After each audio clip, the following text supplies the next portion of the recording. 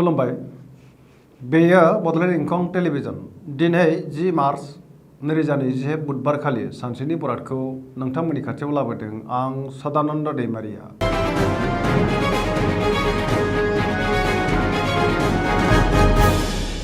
सिगां फरायथिनो लादों मेष राशि। दिनैनि साना जोबोर मोजां, गोसोखौ जोबोर गोजोननाय मोनगोन, गोसोनि बोलोआ बांगोन, देहाया दिनै मोजाङै थागोन, मोननो गोनां धोनखौबो दिनै मोननो हागोन, रांखावरियाव जोबोर मोजां होनजायो, बेफार फालांगियाव जोबोर मोजां मुलाम्फा मोननो हागोन। मावनो लानाय खामानिखौ दिनै गोरलैयैनो मावफुंनो हानानै बांसिन गोजोननाय मोनगोन। न'खराव अनलायनाय फैगोन, समाजाव दिनै गोबां मान मोननो हागोन, बयनिबो गोसोखौ जै खालामनो हागोन, बयजोंबो अनसायजागोन। सेंग्रा सिख्लाफ्रा गोसोनि साननायफोरखौ फोरमायलायनो हागोन आरो गोसोआ दिनै जोबोर रमान्टिक जागोन। जेरावखि थाङा मानो दावबायनाया जाफुंसारगोन। गुबुनजों बाख्नायजानानै गोसोखौ बांसिन गोजोननाय मोनबावगोन। गोबां खामानियाव मुखुब थागोन, गोसोखौ जोबोर दुंखांनाय मोनगोन। फरायसाफ्रा फरायनायाव मोजां फिथाइ मोननो हागोन आरो गोसो दुंखांगोन। सरासनस्रायै दिनैनि साना जोबोर मोजां आरो मोजाङैनो बारग'लांगोन।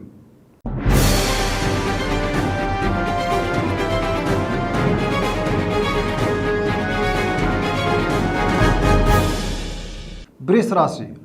दिनैनि साना जोबोर मोजां, गोसोखौ जोबोर गोजोननाय मोनगोन।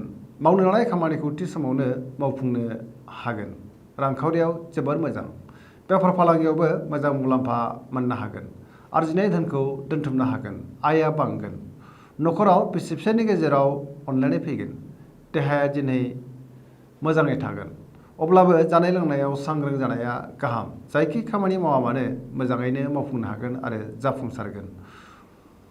न'खराव अनलायनाय फैगोन, सोरबा लोगोनिफ्राय मोजां खौरां मोनगोन। सेंग्रा सिख्लाफ्रा जोबोर रमान्टिक जागोन आरो गावबा गावनि गोसोनि साननायफोरखौबो फोरमायलायनो हागोन। बिमा बिफानि अननाय आरो बोर मोनगोन। फरायसाफ्रा फरायनायाव गोसो दुंखांगोन आरो मोजां फिथाइ मोननो हागोन।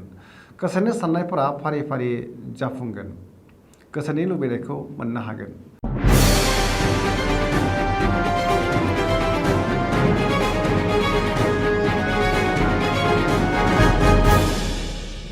मिथुन राशि।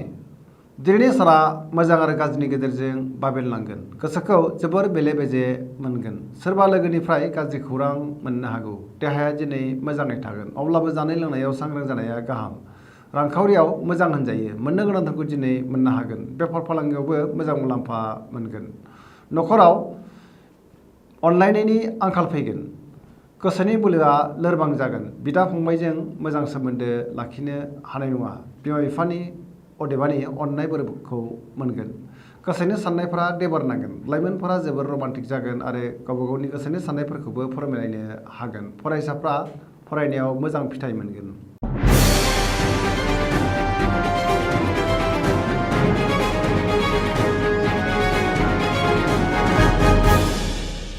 कर्कट राशि। दिनैनि साना जोबोर मोजां, गोसोखौ जोबोर गोजोननाय मोनगोन। बिसि एबा फिसायनि गेजेराव अनलायनाया बांगोन। मावनो लानाय खामानिखौ दिनै गोरलैयैनो मावफुंनो हागोन, रांखावरियाव जोबोर मोजां होनजायो, मोननो गोनां धोनखौ दिनै मोननो हागोन, बेफार फालांगियाव जोबोर मोजां मुलाम्फा मोनगोन, देहाया दिनै मोजाङै थागोन, गुबुननि गोसोखौ गोरलैयैनो बोनो हागोन। न'खराव बिसि फिसायनि गेजेराव अनलायनाय फैगोन, बिदा फंबायजों मोजां सोमोन्दो थागोन आरो बिसोरनि हेफाजाब मोननो हागोन, बिमा बिफानि अननाय आरो बोर मोनगोन। फरायसाफ्रा मोजां फिथाइ मोननो हागोन, गुबुनजों गोरोबनानै थानो रोंगोन। लाइमोनफोरा दिनै जोबोर रमान्टिक जागोन आरो गावबा गावनि गोसोनि साननायफोरखौबो फोरमायलायनो हागोन, गोसोनि साननायफोरा जाफुंसारगोन। सरासनस्रायै दिनैनि साना जोबोर मोजां आरो मोजाङैनो बारग'लांगोन।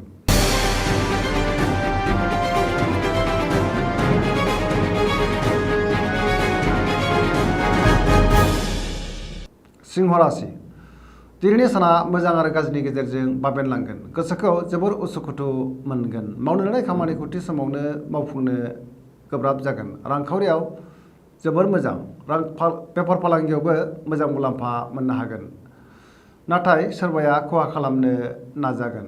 न'खराव अनलायनाय फैगोन, गोसोनि बोलोआ बांनो हागौ, गोबां खामानियाव मुखुब थागोन, गोसोनि साननायफोरा जाफुंगोन। समाजाव दिनै मान मोननो हागोन। न'खराव बिसि फिसायनि गेजेराव अनलायनाय फैगोन।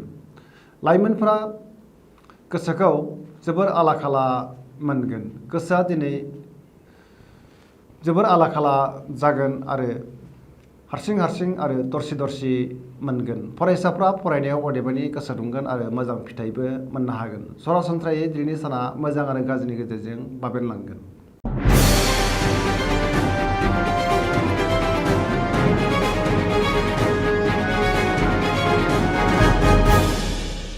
कन्या राशि दिनैनि साना मोजां आरो गाज्रिनि गेजेरजों बाबेनलांगोन। गोसोनि बोलोआ लोरबां जागोन। गोसोखौ दिनै जोबोर उसुखुथु मोनगोन। सोरबा लोगोनिफ्राय गाज्रि खौरां फैनो हागौ। सांग्रां जानाया गाहाम। गोबां खामानियाव मुखुब थानांगोन। समाजाव मान मोननो हागोन। गुबुनजों गोरोबनानै खामानि मावनो हागोन। गुबुननि गोसोखौ बोनोबो हागोन। रांखावरियाव बारा मोजां नङा। नाङा फाङा खरसाया बांगोन। बेफार फालांगियाव खहा जानांनोबो हागौ। सांग्रां जानाया गाहाम। देहाया दिनै मोजाङै थागोन। अब्लाबो जानाय लोंनायाव सांग्रां जानाया गाहाम। न'खराव बिसि फिसायनि गेजेराव अनलायनाय फैगोन। बिदा फंबायजों मोजां सोमोन्दो थागोन आरो बिसोरनि हेफाजाब मोननो हागोन। बिमा बिफानि अननाय आरो बोर मोनगोन। मावनो लानाय खामानिखौ थि समावनो मावफुंनो गोब्राब जागोन। सेंग्रा सिख्लाफोरा दिनै गोसोखौ जोबोर रमान्टिक मोनगोन आरो गावबा गावनि गोसोनि साननायफोरखौबो फोरमायलायनो हागोन। गोसोनि साननायफ्रा जाफुंगोन। फरायसाफ्रा फरायनायाव गोसो दुंगोन आरो मोजां फिथाइ मोननोबो हागोन।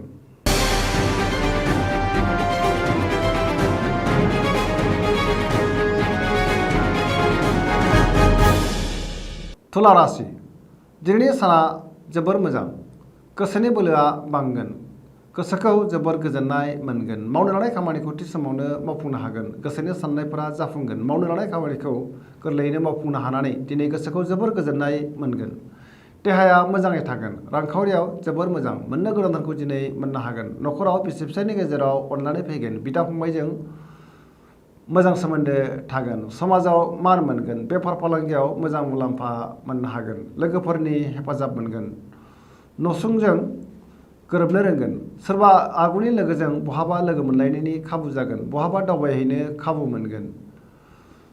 मोजां खामानि मावनो हानानै गोसोखौ दिनै जोबोर गोजोननाय मोनगोन आरो गुबुननि बाख्नायनाय मोननो हागोन।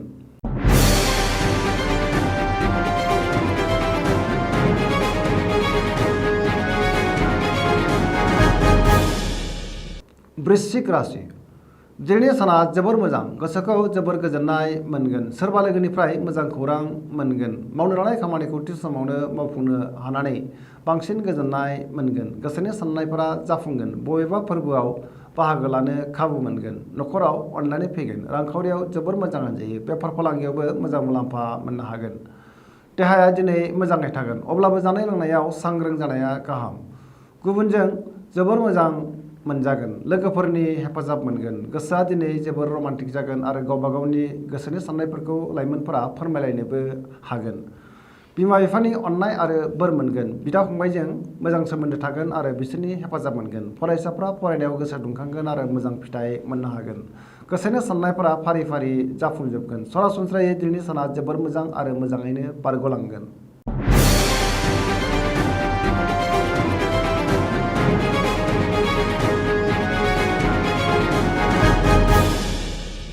धनु राशि दिनैनि साना बारा मोजां नङा। गोसोखौ जोबोर उसुखुथु मोनगोन। सोरबा लोगोआ खहा खालामनो नाजागोन। सांग्रां जानाया गाहाम। मावनो लानाय खामानिखौ थि समाव मावफुंनो गोब्राब जागोन। गोसोनि साननायफोरा देबोर नांगोन। रांखावरियाव बारा मोजां नङा।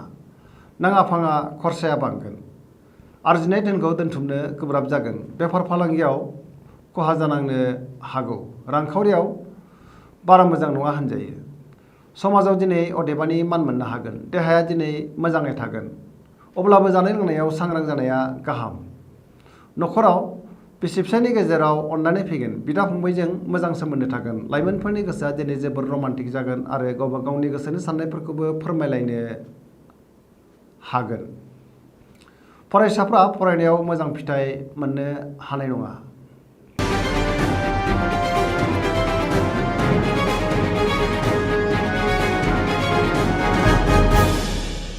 मकर राशि दिनैनि साना जोबोर मोजां गोसोखौ जोबोर गोजोननाय मोनगोन देहाया दिनै मोजाङै थागोन अब्लाबो जानाय लोंनायाव सांग्रां जानाया गाहाम रांखावरियाव जोबोर मोजां होनजायो मोननो गोनां धोनखौ दिनै मोननो हागोन आरजिनाय धोनखौ दोनथुमनो हागोन बेफार फालांगियाव जोबोर मोजां मुलाम्फा मोनगोन न'खराव बिदा फंबायजों मोजां सोमोन्दो थागोन बिमा बिफानि अननाय आरो बोर मोनगोन बिसि फिसायनि गेजेराव अनलायनाय फैगोन समाजाव दिनै गोबां मान मोननो हागोन सोरबा लोगोनिफ्राय मोजां खौरां मोनगोन सिगांनि बबेबा खामानिखौ आद्रा खामानिखौ गोरलैयैनो मावफुंनो हागोन गुबुननि गोसोखौ दिनै गोरलैयैनो बोनो हागोन लाइमोनफोरनि गोसोआ जोबोर रमान्टिक जागोन आरो गावबा गावनि गोसोनि साननायफोरखौबो फोरमायलायनो हागोन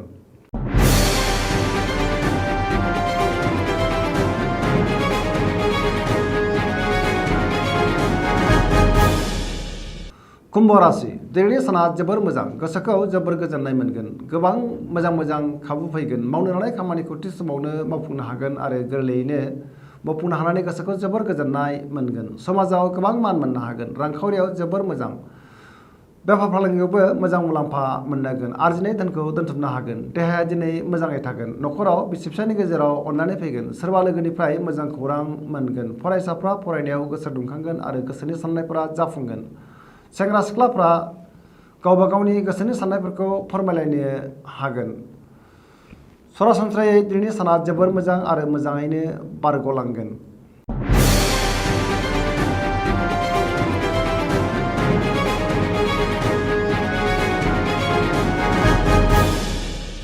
मीन राशि दिनैनि साना जोबोर मोजां गोसोखौ जोबोर गोजोननाय मोनगोन गुबुननि हेफाजाब मोननो हागोन बेफार फालांगियाव गोबां मुलाम्फा मोनगोन रांखावरियाव जोबोर मोजां आरजिनाय धोनखौ दिनै दोनथुमनो हागोन गोसोनि बोलोआ बांगोन गावनि गोसोनि साननायखौबो गुबुननो फोरमायनो हागोन देहाया दिनै मोजाङै थागोन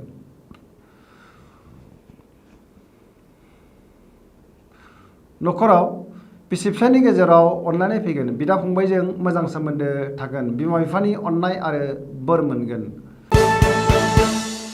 दिनैनि राशि फरायनाया एसेनोसै जोबनायाव बेखौनो खावलायो जाहाथे नोंथांमोना सानफ्रामबो जोंनि बे बड'लेण्ड इंखं टेलिभिजनखौ नायबाय थायो आरो साबस्क्राइब खालामो एसेनोसै गोजोन्थों।